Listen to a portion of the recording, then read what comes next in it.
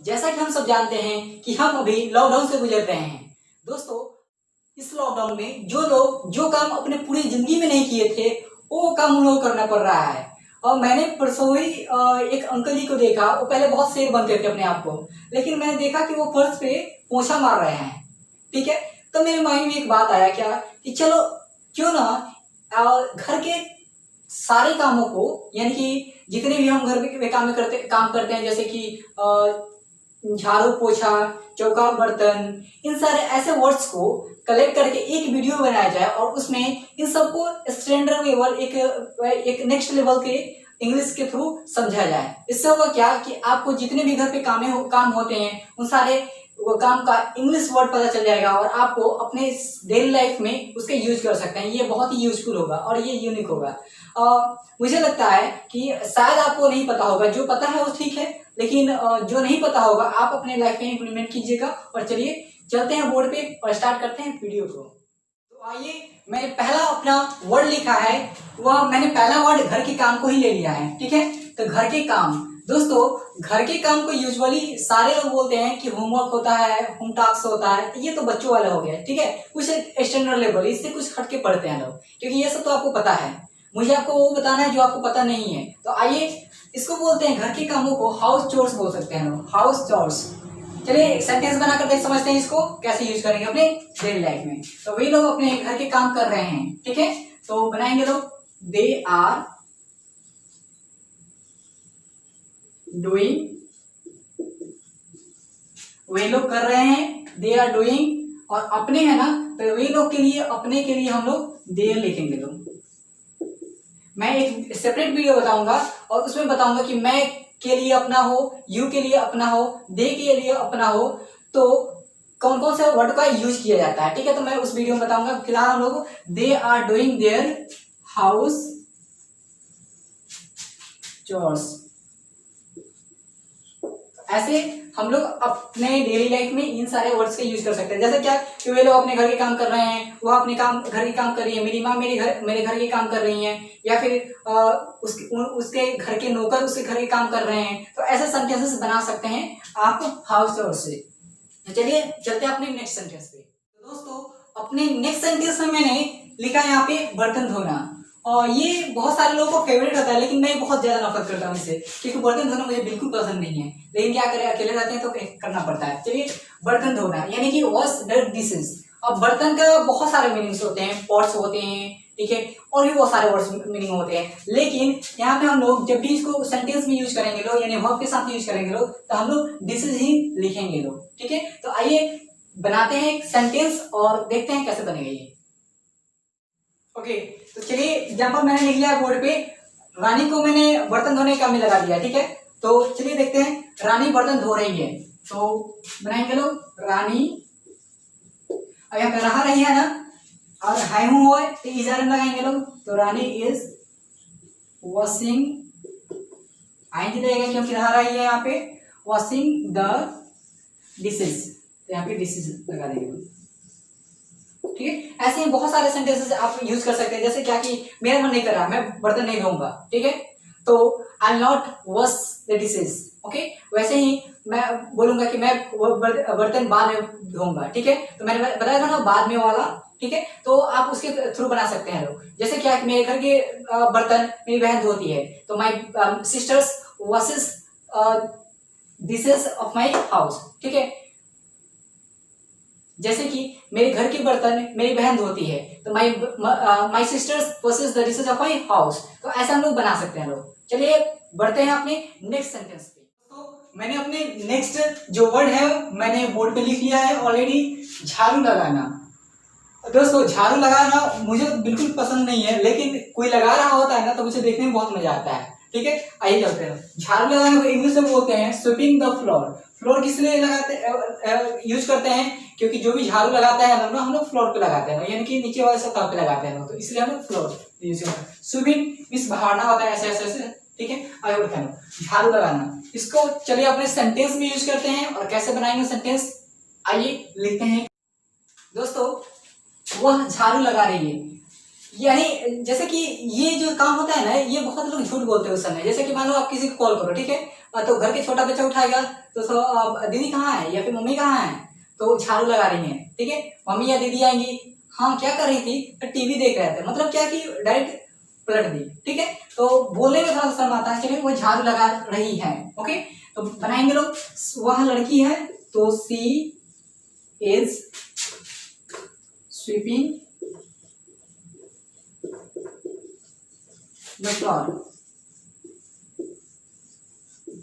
ऐसे ही बहुत सारे सेंटेंस बना सकते हैं लोग। वे लोग झाड़ू लगा रहे हैं, वे लोग सुबह में झाड़ू लगाते हैं, मैं आज झाड़ू नहीं लगाऊंगा, ठीक है, या मेरे घर में मेरे सर्वेंट्स झाड़ू लगाते हैं। तो ऐसे बहुत सारे सेंटेंस आप बना सकते हैं। तो चलिए चलते हैं अपने नेक्स्ट सेंटेंस पे। ओके, तो सेंटेंस मैंने लिख दिया है और नेक्स्ट हम लोग का जो सेंटेंस है वो है बिस्तर लगाना। दोस्तों मुझे ये भी पसंद नहीं है, लेकिन लगा लगा बिस्तर पे सोने में बहुत मजा आता है। ओके, चलिए बिस्तर लगाना, इसको बोलते हैं इंग्लिश में मेक द बेड, ठीक है। अब बिस्तर लगाने में बहुत सारे काम होते हैं, जैसे कि चादर बिछाना, उसके बाद से पिलो को अच्छी जगह पे रखना, यानी कि ठीक है, आप समझ सकते हैं। चलिए बनाते लोग अपने सेंटेंस को। मैं बिस्तर लगाना पसंद नहीं करता, ओके, नहीं करता हूँ भी लिख सकते हैं आप। चलिए यहाँ पे देखिए ताते दिया गया ना, यानी प्रेजेंट इंडेफिनिट टेंस, ओके। अब प्रेजेंट इंडेफिनिट टेंस में हम लोग वी वाले वी का भी यूज करते हैं, और नेगेटिव बन जाए तो डू या डज निकलता है। तो आई है तो आई के साथ डू लगता है, आई डोंट लाइक टू, क्या आता है, make the bed, make the bed. ऐसे ही बहुत सारे सेंटेंस बना सकते हैं, जैसे क्या कि मैंने तो कल ही ना बिस्तर लगाया था, ठीक है, आज तुम्हारी बारी है, या फिर मेरे घर मेरी माँ बिस्तर लगा रही है, ठीक है, या फिर वे लोग बिस्तर लगा रहे हैं, सोने का समय है वे लोग बिस्तर लगा रहे हैं, ठीक है, या फिर जब मैं सोने जाऊंगा तब बिस्तर लगाऊंगा। तो ऐसे बहुत सारे सेंटेंस आप बना सकते हैं। तो इसी के साथ चलते हैं अपने नेक्स्ट सेंटेंस पे। चलिए, तो इसी चैन में मेरा नेक्स्ट सेंटेंस है चादर बिछाना। चादर बिछाना मतलब क्या कि हम लोग चादर फैलाते हैं ना, तो वैसे ही स्प्रेड मीन्स होता है फैलाना, यानी कि स्प्रेडिंग द बेडशीट को चादर बोलते हैं, ओके। तो आते हैं लोग सेंटेंस यूज करते हैं लोग, वे लोग चादर बिछाना नहीं जानते हैं।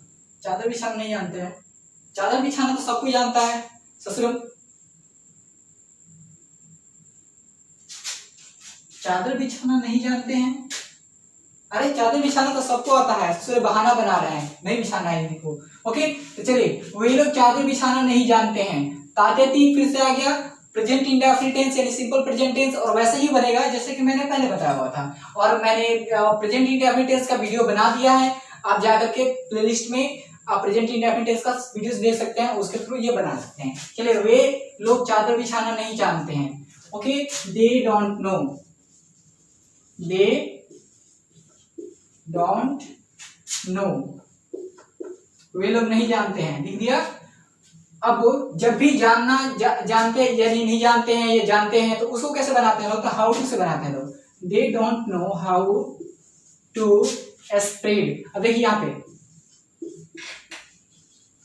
Spread the bedsheet. अब आप यहाँ पे बोलेंगे कि यहाँ पे स्प्रेडिंग द बेडशीट लिखा हुआ है, लेकिन मैंने यहाँ पे स्प्रेड क्यों यूज किया है, तो यह एक टू है ना, ये फुल इंफिनिटिव है, और टू के बाद हमेशा हमें V1 का ही यूज करना है, इसको छोड़ करके दूसरा कोई भी वर्ब का फॉर्म यूज नहीं करेंगे। बस एक स्पेशल केस है प्रेफर के साथ, जब आप प्रेफर यूज कीजिएगा ना, तो वहां पे प्रेफर के बाद हम लोग V4 का यूज करते हैं, उसके बाद टू, और उसके बाद फिर से V4 का यूज करते हैं, वही एक स्पेशल केस है, उसको छोड़ कर कहीं भी हम लोग टू के बाद V1 को छोड़ करके दूसरा कोई भी वर्ब का फॉर्म यूज नहीं करते हैं, याद रखिएगा, ओके। तो चलिए इसको थोड़ा सा और जान लेते हैं लोग, जैसे क्या कि मैं भी चादर बिछाना नहीं चाहता, ठीक है, वे लोग चादर बिछाना नहीं जानते हैं। तो ऐसे ही बहुत सारे सेंटेंसेस आप बना सकते हैं, आप इसको प्रैक्टिस कीजिएगा, ओके। तो चलिए इसी के साथ चलते हैं अपने नेक्स्ट सेंटेंस पे। चलिए इसी कड़ी में मेरा नेक्स्ट सेंटेंस है पोछा लगाना, यानी कि मोपिंग द फ्लोर। अब पोछा लगाएंगे तो कहाँ पे लगाएंगे भाई, तो फ्लोर पे ही ऑब्वियसली लगाया जाता है, ठीक है, दीवार पे तो लगाएंगे नहीं, या फिर आसमान में नहीं लगाएंगे, तो यहाँ फ्लोर पे, तो इसलिए मैंने फ्लोर लिखा हुआ है, ठीक है, पोछा लगाना। ये भी बहुत ही अमेजिंग है पोछा लगाना, ओके। चलिए चलते हैं और इसको समझते हैं एक सेंटेंस को बना करके। जैसे क्या कि वे लोग अपने घर पे पोंछा लगा रहे हैं।